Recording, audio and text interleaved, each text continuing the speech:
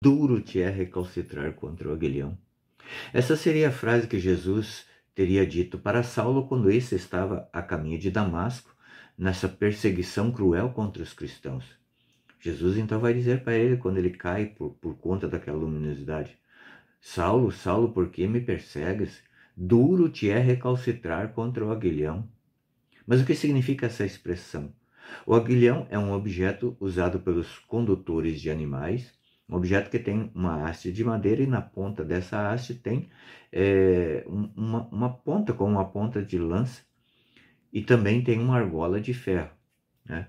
Esse objeto chamado aguilhão ele tem dois efeitos. O efeito sonoro: o condutor do animal balança aquela vara, então faz um barulho, e através daquele barulho o animal entende que está recebendo uma voz de comando, ou muda de direção, ou então acelera o passo. Acontece que quando o animal é teimoso, então o condutor, na verdade, vai cutucar o animal.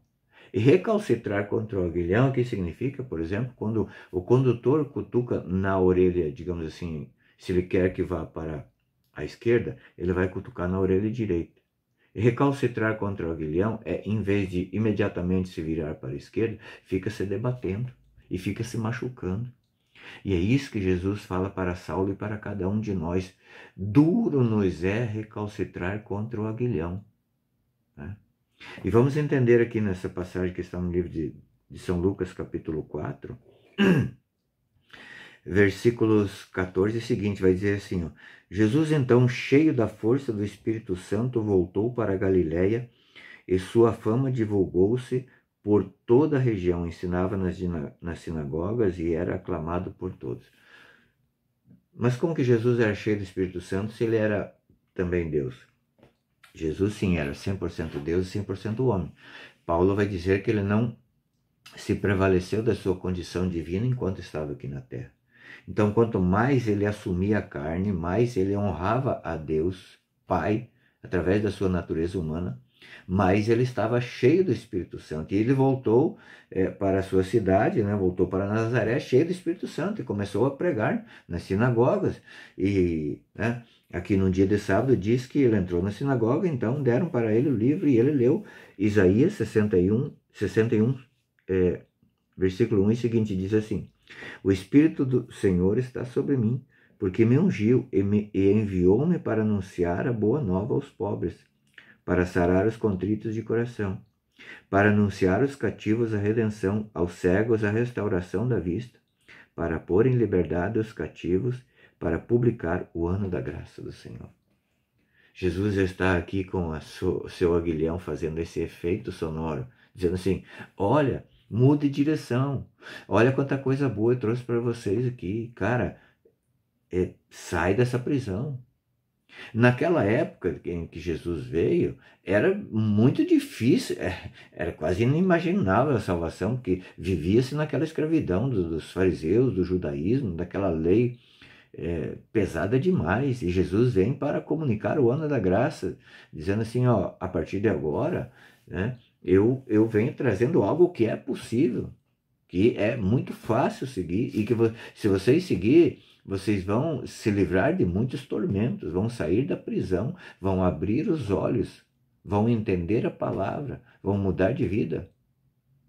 Mas aí sim, quando o barulho sonoro daquela argola do aguilhão não produz efeito, é necessário que a gente seja cutucado pelo aguilhão. O próprio Paulo dizia: um espinho na carne, né? Eu tenho um espinho na carne.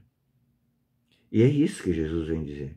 E se nós olharmos aqui lá para o versículo 28, Jesus vai dizer assim: ó, a essas palavras todos na sinagoga se encheram de cólera. Levantaram-se e lançaram-no para fora da cidade, conduziram até o alto do monte sobre o qual estava construída a sua cidade, e queriam precipitá-lo dali para baixo. Cara, Jesus veio para anunciar para eles a boa nova, e ele veio mesmo e libertou quantos milhares ele libertou, até hoje vem libertando. Mas tem aqueles que ficam teimando, e ficam se debatendo, e ficam se machucando. Contigo não pode ser assim, comigo também não pode ser assim. Se nós ouvirmos o barulho da argola que está do lado do aguilhão, é necessário que nós entendamos, que nós mudemos, né? Mudemos de direção. Não tem aquele ditado que diz assim, quem não vai por amor vai pela dor? Mas só vai pela dor se essa dor se transformar em amor. Se a gente entender que esse aguilhão ferrando a gente através de uma doença, através de uma, digamos assim, uma frustração de um plano humano nosso, se nós entendermos que isso é o aguilhão de Deus que está nos fazendo mudar de direção, então sim, valeu a pena Jesus ter vindo ao mundo, né? É preciso que estejamos atentos ao barulho. O amor de Deus, ele não faz barulho, ele não anuncia, ele não faz propaganda. O amor de Deus é silencioso, nós temos que ouvir ele no silêncio do nosso coração. Por que nós estamos nos debatendo contra o aguilhão? Porque nós não estamos ouvindo os planos de amor que Deus tem para nós. Pense nisso. Deus te abençoe. Bom domingo.